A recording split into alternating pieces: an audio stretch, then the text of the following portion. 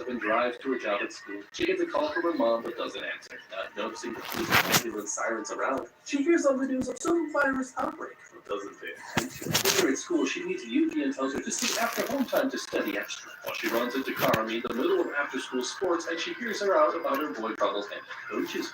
Megami goes to check on Yuki.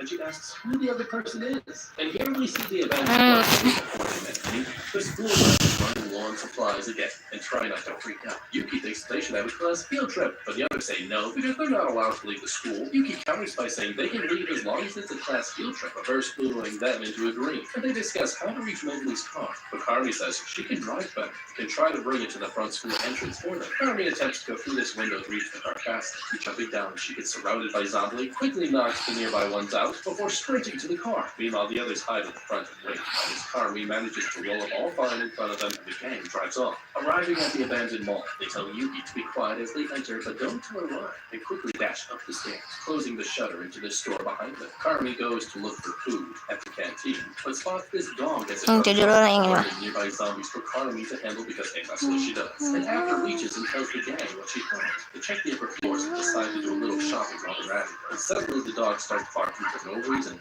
Everyone can hear a faint voice. They go to check it out, opening this barricade door but find it full of zombies, unleashing the hordes into the hall. They all butt into the halls, and they all butt out of the mall. Ah, that rhymed, sort of. And this is when Nikki heard them. She got trapped in here with a friend and a dog during the outbreak, but her friend left to go get help. Meanwhile, Yuki's group spots zombies nearby the exit below. Look.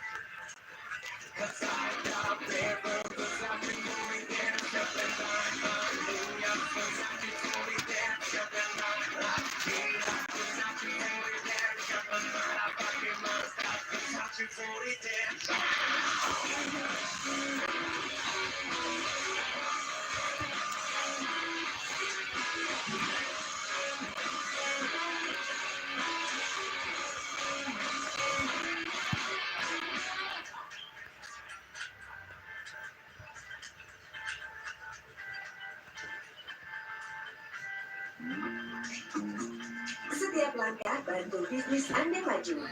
Kemenangan besar dan kekalahan kecil. Kini, saatnya ambil langkah berikutnya dengan nama domain.com yang terpercaya.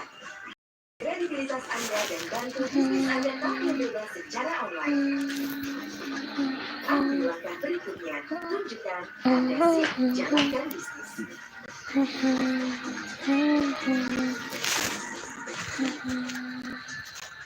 How to move malls in general during zombie apocalypse. Like schools, malls are large and make navigation and locating exits tricky, and there's multiple entries and exits for zombies. Knowing the zombie outbreak spread within a day.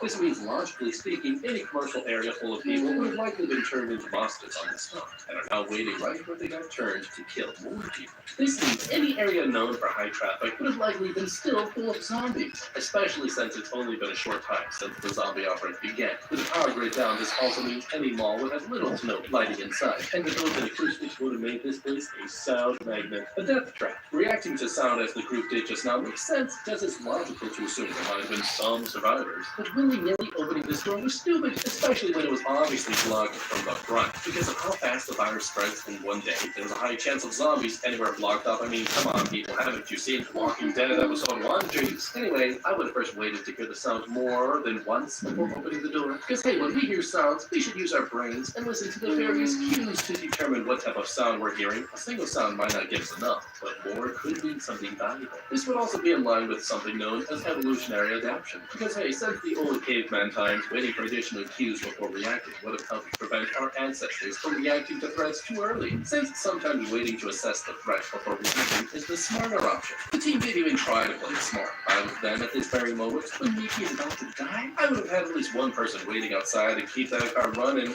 What comes next? The noise from the piano complicates the situation, because it is naturally attracting more zombies to Miki's location. This is why I would have worked on handling the sound of the piano first. Since it's been less than a year since the apocalypse started, I would have looked for any fire alarms around, since those rely on batteries, and would have likely still been operational. Sounding this off would have created a sound saturation in the area due to the mall's acoustics, which would have made it harder for the zombies inside to focus on specific noises, causing them to disperse a little. From there, I would have gotten our random dog out of Dodge, with the car still outside the mall nearby and running to help us escape with ease. Because no doubt the alarm itself would have attracted more zombies nearby, because hey, nothing says dinner time than a mall's acoustics turned into a giant alarm. The group throws glow sticks to distract them, while Carmen slides down to knock down the nearby stragglers, allowing them to get out. The dog here pulls fast and runs back into the mall, causing Yuki to chase him. That's when they use Yuki for the first time trapped while trying to reach them. The others try and stop Yuki from getting too close, but she whips out this keychain alarm she found in one of the stores, alerting the hordes to follow the sound,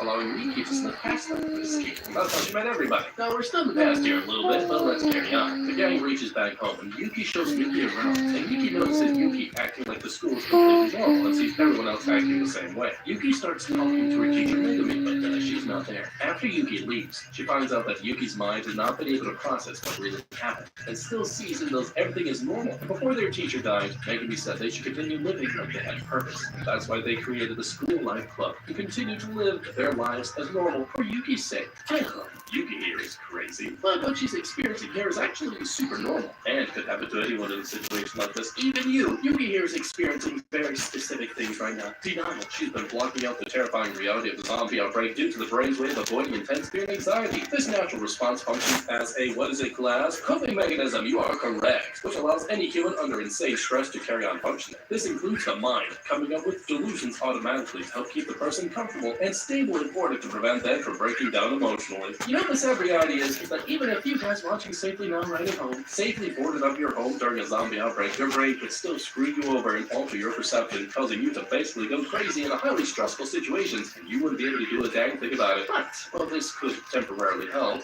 This would also prevent you from fully responding to the actual situation, because the longer someone like Yuki was left in a state like this could increase the chances of her having a full-on mental breakdown at the worst time. Because hey, when reality would break through the mind's defenses, the reason why being left in this state is bad is because when reality breaks in, Yuki and anyone in this situation would experience a flood of suppressed emotions would cause this person to shut down, go catatonic, or make them want to go kick a bucket, so to speak. Which is why in reality they could have just chained her up, gagged her, locked her in a room, and then her mental health could have been spared. Okay, that's not really helping, but hey, she's out of the way now and she's not my problem no more. The girls straight up tell Miki if she wants to stay here, she needs to play along too. Because Yuki's health is not the main concern right now, forcing Miki to agree. They'll return to Yuki wants to have a little school-wide festival. Miki thinks they have better things to do, but the others tell Miki this will allow her to get to know Yuki better. Wink wink. Everyone plays pretend with the crazy person, doing random games. Karami confesses to Miki some of Yuki's random activities have helped her to keep on living. As Miki realizes that maybe living with a batshit crazy person who sees dead people might be a good thing, inspiring Miki to live a little bit more like Yuki, an insane person. And now we return to the present moment, where Miki is still getting used to pretending Megami is still alive. The group starts to think they should get ready for winter, because winter is coming. Game of Thrones reference. Their rooftop garden is going to take a hit. Kok bisa gini? How impressive it is that the school has solar panels to keep everyone warm. And everyone again for letting her join the group. They joke about the ride back from the mall with Miki, but they'll mention Megami in it, and Yuki stops the conversation and wonders where is Megami. Looking in her memory, but fails to find her. Reality starts to break a little, making her nervous. The others see this and quickly say Megami decided to walk home that day to let the others have more room to discourse, calming Yuki down, while Miki looks super uncomfortable. She talks to the girls after, starts to think even if Yuki is happy, going along with her crazy is not going to be a good thing, but the girls think she just doesn't understand. Nearby, Yuki calls out to Megami while crying and tells her she will do everything to hold on to her memories. Her mind masks her sadness as she goes back to normal, just like that, snap of the fingers, running back to the others and plays with the dog. The girls think Yuki and the dog see the world the same way. She knocks this box down, and they see it belongs to Megami. Yuki says they should write letters with this box and send them into the sky. The girls agree to help keep Yuki's mind busy and legit go catch messenger pigeons. While Yuki finds some balloons she has to use, Miki and Karmi wonder if anyone will find their letters since they don't think it's possible the whole world could be dead. But what if it was? Oh, depressing thought. And return with some helium. Ooh, I love helium. And a cage for the pigeons. But Miki spots some mysterious keys in Megami's box and hides it before Yuki sees it. Ooh, what are the keys? What do they do? Everyone writes a letter about their hopes and dreams for the future. The girls discuss how they must leave this horrifying, wonderful place soon. Soon, Yuki suggests they write about what they're currently doing to make their dreams come true. Well, they'll all be writing the same thing because we're helping a crazy person live out her delusions. I'm kidding, they don't do that. Yuki talks about all the fun things while everyone else secretly just wants to do one thing, survive. That night, Yuri and Miki notice more zombies that have started to surround the school. Well, Miki tells Yuri of the key she found, and Yuri holds on to it for now. The next morning, they get ready to send off the letters. For some reason, letting go of the pigeon, Carly spent so long trying to catch all their letters take off into the sky. Interesting. Why they didn't keep the bird for food is beyond me. Miki's letter was to her friend that left her at the mall, and Miki recites an old poem that was her favorite.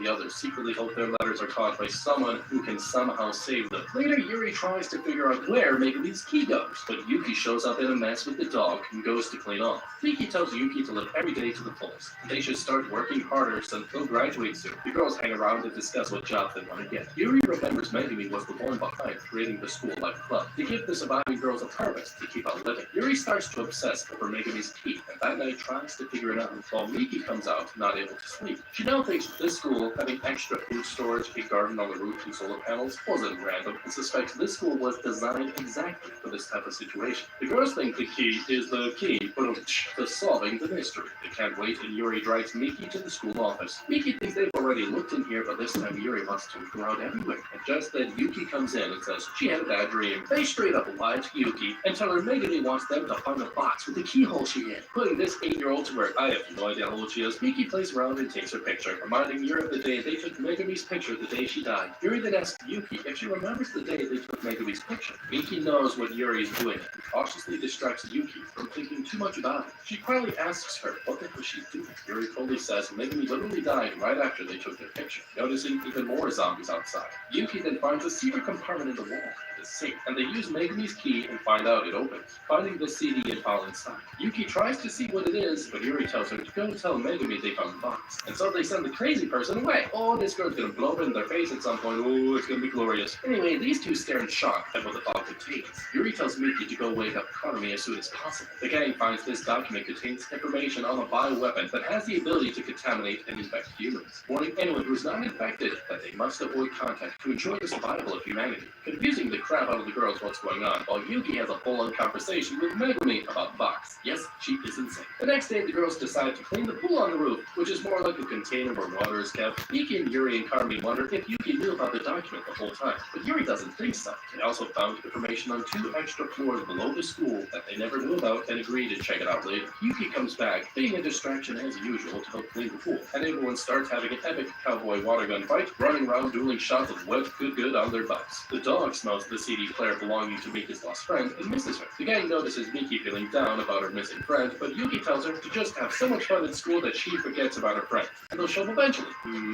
Okay. Everyone finishes the day on a high note and passes out exhausted, but not the dog, because he wakes up smelling something he recognizes. He manages to slip off of his leash and go down through the school into the secret floor underground, howling at something in his tongue. A mysterious figure starts going towards him and discovers it's Zombie Megami. Whoa! The next day, the girls all relax during a rainy day, but Miki notices Yuki seems sad. He finds out it was also raining the day Megami died. They got too comfortable and she paid the price. Since then, Yuki has been living in delusions as more and more student zombies have started showing up back outside. Yuri says they need to figure out where to go because they're out of defenses. If the zombies break in this time, they will not be able to stop them. Yuki comes in and says the dog is missing. They laid out food to bring him back, but it doesn't work, so they go split up to find it. But Karami notices the dog's footprints leading down past the basement into the secret area that the map told them about. She finally spots the dog, but he's now turned into a horrifying zombie dog and tries to attack her. In shock, Karami manages to lock him in this room, and she hears another zombie sound. Going to investigate, she finds out it's Megami. Unable to handle any more shock, she freezes up as Megami attacks her. Back upstairs, Yuki hears more zombies pressing on the ground floor doors, but thinks it's nothing. Wow, her power of delusion is impressive. As the other girls return, including Karami, who's now bitten,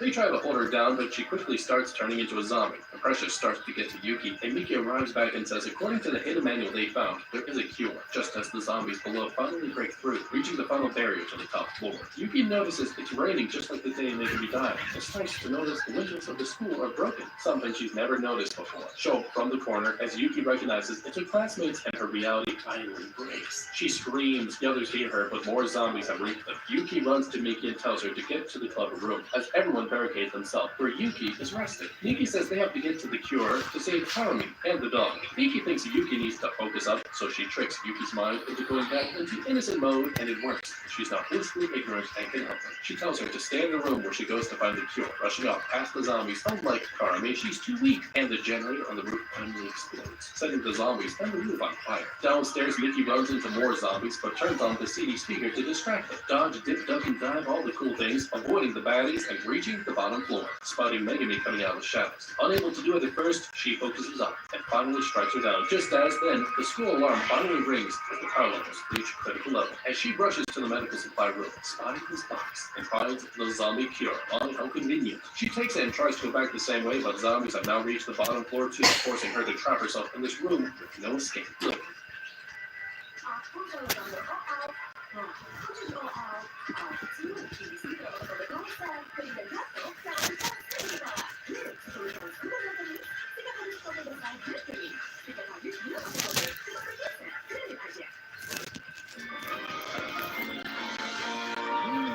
Hello.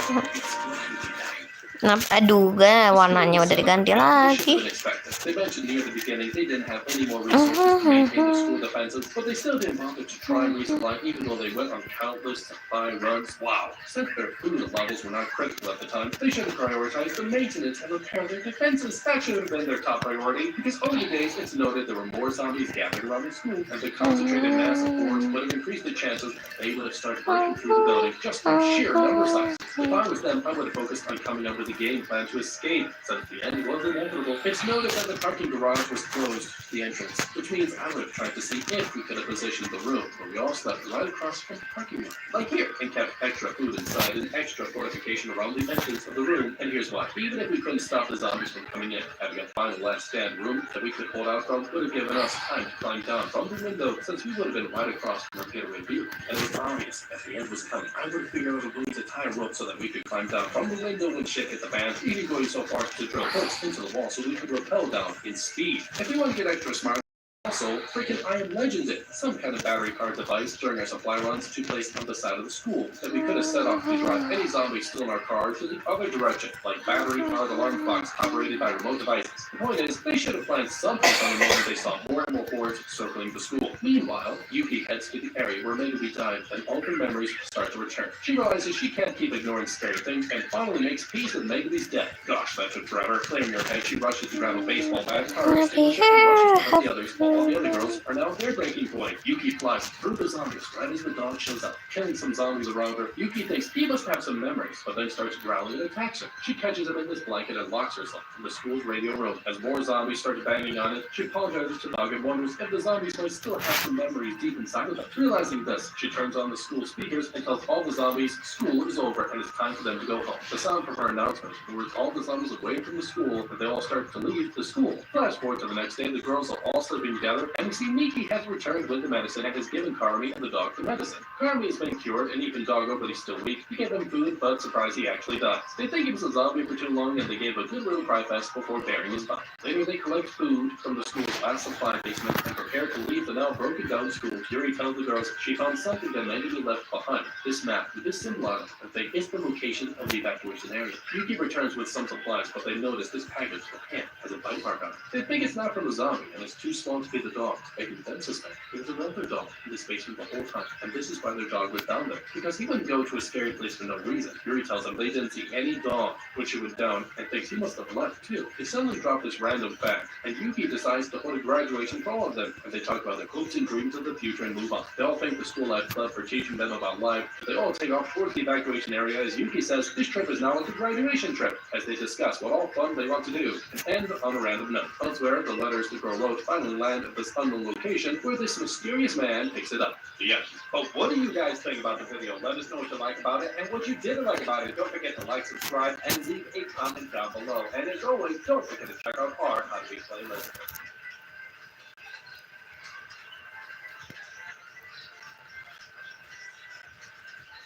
You were trapped on a desolate island with